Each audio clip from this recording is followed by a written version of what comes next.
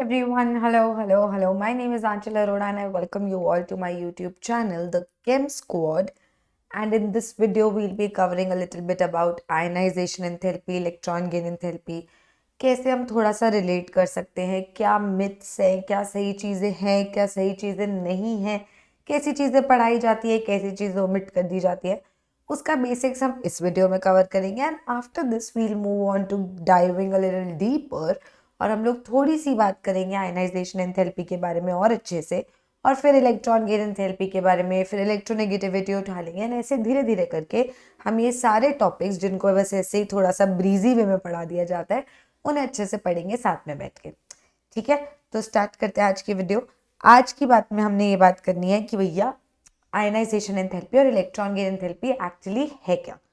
तो बात शुरू करते हैं आयनाइजेशन एंथैल्पी से. डेफिनेशन पे जाएं तो डेफिनेशन कहती है it is the amount of energy needed या absorbed to remove an electron from an isolated gaseous atom.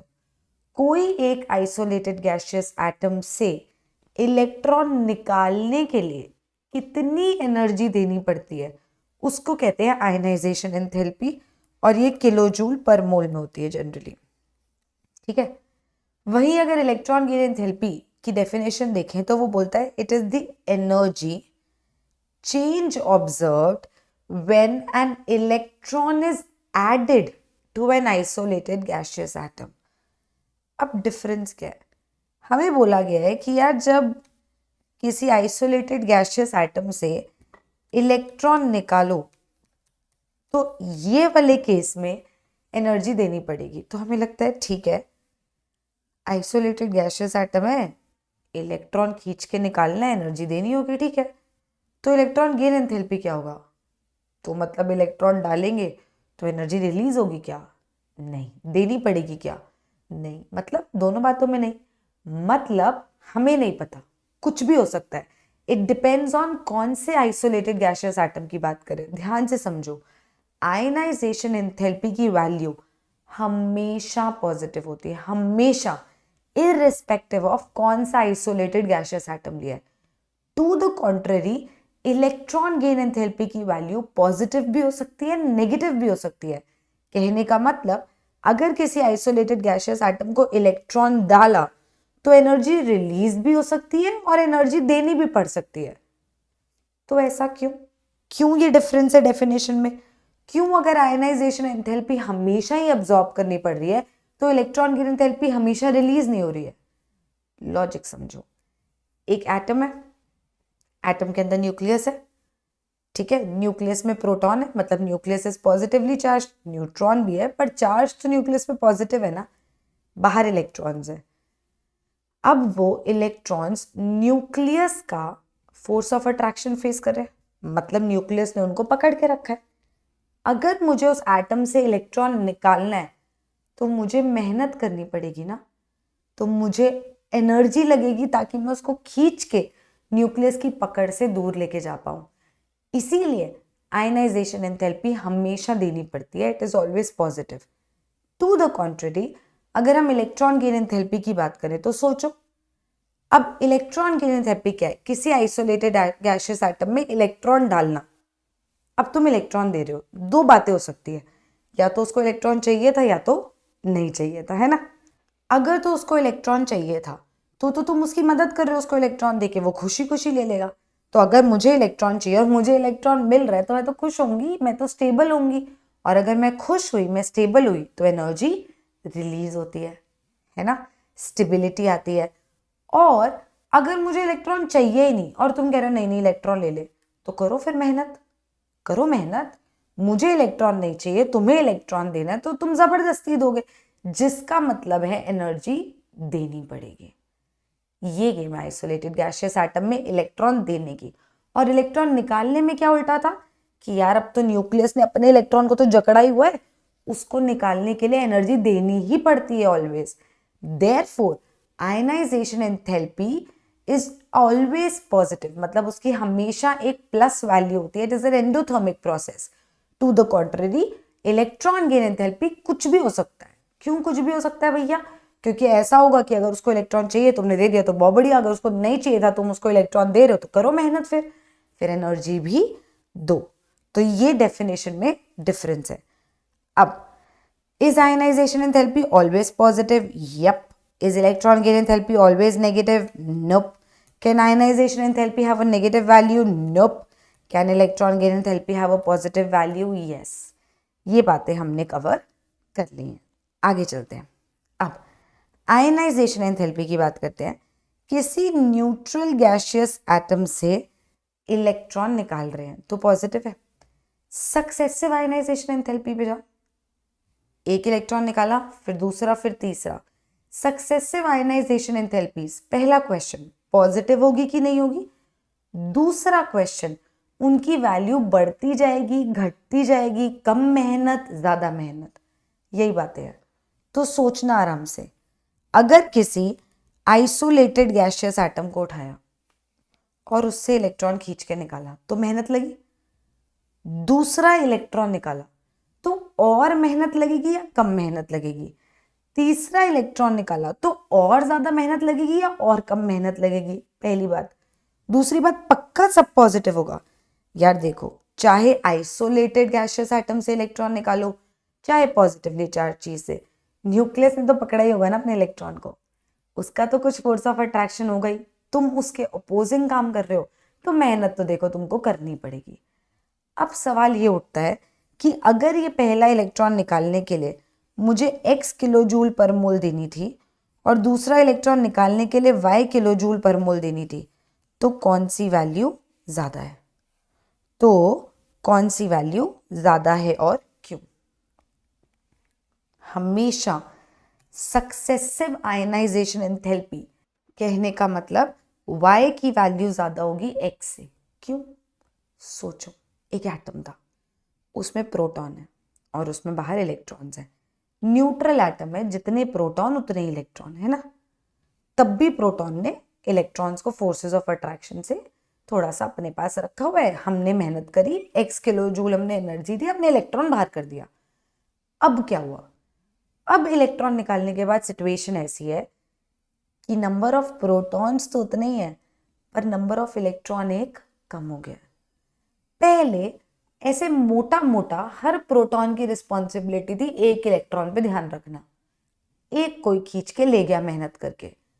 अब क्या है, प्रोटॉन उतने हैं, इलेक्ट्रॉन कम हो गए, तो इफेक्टिव न्यूक्लियर चार्ज बढ़ गया ना। पहले 4 लोग थे जिनमें एक चॉकलेट बटनी थी, ठीक है, उसमें से एक को मार के भगा दिया हमने, ऐसे थोड़ा पीटा वीटा निकल लिया वो।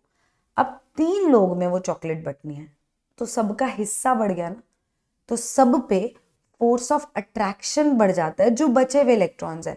अब न्यूक्लियस बचे हुए इलेक्ट्रॉन्स को और जकड़ के बैठा है, और अगर वो न्यूक्लियस बचे हुए इलेक्ट्रॉन्स को और जकड़ के बैठा है तो अब अगर मुझे अगला इलेक्ट्रॉन निकालना है तो मेरी मेहनत और बढ़ जाएगी, और अगर मेरी मेहनत और बढ़ जाएगी तो सक्सेसिव आयनाइजेशन एंथैल्पीज की वैल्यू क्या होगी? हमेशा ज्यादा होगी, मोर एंड मोर पॉजिटिव। इसीलिए y की वैल्यू x से ज्यादा है, और अगर इस प्रोसेस में z किलो जूल पर मोल एनर्जी चाहिए तो z की वैल्यू y से ज्यादा, y की x से ज्यादा होगी। ये लॉजिक होता है।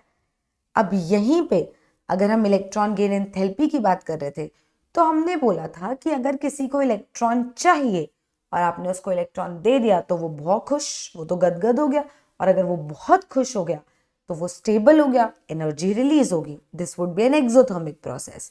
बट अगर किसी को इलेक्ट्रॉन चाहिए ही नहीं और आप जबरदस्ती उसको इलेक्ट्रॉन दे रहे हो तो आपको मेहनत करनी पड़ेगी, that would be an endothermic process. किस किस गेम में हमको मेहनत करनी पड़ेगी? एल्केलाइन अर्थ मेटल्स, नाइट्रोजन और इनर्ट गैसेस। इनर्ट गैसेस का तो देखो सबको पता है। इनर्ट गैसेस कहते हैं, सुनो अपना ऑक्टेट उक्टेट सब कंप्लीट है, अपन को चाहिए ही नहीं इलेक्ट्रॉन, तो ये सब नाटक ना करो हमारे साथ। और क्योंकि उनको इलेक्ट्रॉन चाहिए ही नहीं तो अगर अब तुम जबरदस्ती दोगे तो करो मेहनत, फिर लगे रहो, एनर्जी दो उसको। इसी तरीके से अगर एल्केलाइन अर्थ मेटल की बात करूं, किसी को भी उठा लो यार, मैग्नीशियम को उठा लो। मैग्नीशियम की कॉन्फ़िगरेशन क्या है? नियॉन के बाद 3s2, fully filled S subshell है, स्टेबल बैठा है, फुली फिल्ड सबशेल, कह रहा चाहिए ही नहीं यार, स्टेबिलिटी लग रही है बढ़िया सी, 3s पूरा भरा हुआ है, नहीं चाहिए इलेक्ट्रॉन, सही चल रही है जिंदगी, पर तुम कह रहे हो इलेक्ट्रॉन ले। अब अगर तुम एल्केलाइन अर्थ मेटल्स को जबरदस्ती कह रहे हो इलेक्ट्रॉन ले, तो तुम उसकी वो स्टेबल फुली फिल्ड सबशेल वाली कॉन्फ़िगरेशन खराब करने पे तो ले हो, जो वो तो होने नहीं देगा, तो तुम जबरदस्ती करोगे तो तुम्हें एनर्जी देनी पड़ेगी। सिमिलरली नाइट्रोजन की क्या गेम है?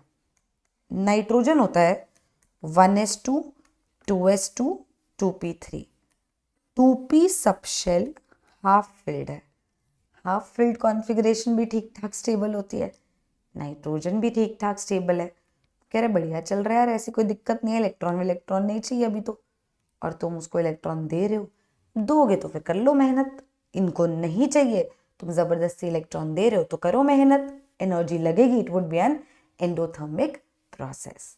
चमका? आई होप बातें समझ आ रही है, अगर समझ आ रही है तो कमेंट सेक्शन में लिख दो कि समझ आ रही है, फिर मैं और वीडियोस बनाऊंगी और बातें समझाऊंगी, ठीक है। नेक्स्ट, अगर सक्सेसिव इलेक्ट्रॉन गेन एंथैल्पी की बात करूं, तो हमने ये समझा कि इलेक्ट्रॉन गेन एंथैल्पी भाई कुछ भी हो सकती है। सक्सेसिव सोचो एक एलिमेंट है, मान लो कोई ए गैस, उसको तुमने एक इलेक्ट्रॉन दिया, ठीक, तो वो क्या बना, ए पे माइनस चार्ज आ गया, अनायन बना, तुम अब उसको दूसरा इलेक्ट्रॉन देना चाह रहे हो, खुशी खुशी लेगा वो? सोचो, वो खुद एक अनायन है, उस पे खुद पे इलेक्ट्रॉन डेंसिटी है, तुम उसके पास दूसरा इलेक्ट्रॉन लेके आ रहे हो, दरखास्त लेके कि जा बेटा इलेक्ट्रॉन ले ले, वो लेगा खुशी खुशी, खुद नेगेटिव, इलेक्ट्रॉन नेगेटिव, रिपल्शंस नहीं होंगे। इसलिए सक्सेसिव इलेक्ट्रॉन गेन एंथैल्पीज हमेशा पॉजिटिव होती हैं, ऑलवेज। सोचो, ionisation enthalpy always positive, successive ionisation enthalpies भी logically always positive. Electron gain enthalpy कुछ भी हो सकती थी, पॉजिटिव या नेगेटिव, किन किन के लिए नेगेटिव है वो समझ लिया, पर सक्सेसिव इलेक्ट्रॉन गेन एंथैल्पी सबके लिए दुनिया में नेगेटिव है, क्योंकि पहला इलेक्ट्रॉन मिलने के बाद हर कोई अनायन बनाएगा और दूसरे इलेक्ट्रॉन को वो आने से रोकेगा, क्योंकि like charges would repel each other. And फिर तो बड़े सारे डाउट्स आ गए, फिर तो दिमाग में ये आया कि एक second, oxygen isolated gaseous atom, हाँ मैम, एक इलेक्ट्रॉन उसमें डाला ना, तो ठीक है, उसने O माइनस बनाया, दूसरा इलेक्ट्रॉन डाला, आप कह रहे हो वो खुशी खुशी नहीं लेगा, मेरे दिमाग में आ रहा है कि O2 माइनस की तो नोबल गैस कॉन्फ़िगरेशन है, और अभी तक बचपन से जो मैंने पढ़ा है उसके अकॉर्डिंग नोबल गैस कॉन्फ़िगरेशन लेके तो खुश नहीं होते थे लोग। तो ये कैसी दुविधा है कि O माइनस कह रहा है कि दूसरा इलेक्ट्रॉन लेने में मेरे को खुशी नहीं हो रही, जबकि हम सबको पता है कि O2 माइनस की नोबल गैस कॉन्फ़िगरेशन है, उसको खुश होना चाहिए कायदे से। तो ये कॉन्सेप्ट कैसे हुआ? समझो, आई टेल यू हुआ क्या, सुनो। O gas plus electron will give O minus gas, ठीक है, ये एक एक्सोथर्मिक प्रोसेस है। देखो तुम्हारे सामने enthalpy change for this reaction लिखा हुआ है -141 किलोजूल पर मोल, है ना।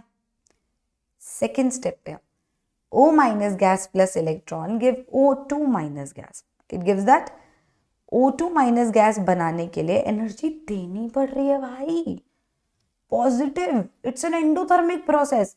इनफैक्ट एक सेकेंड ये देखो, O gas plus 2 electrons, O2 minus gas, ये जो ओवरऑल रिएक्शन है ना, ओवरऑल दोनों को ऐड करके, जब दो स्टेप्स को ऐड किया तो उनके डेल्टा H भी ऐड होते हैं।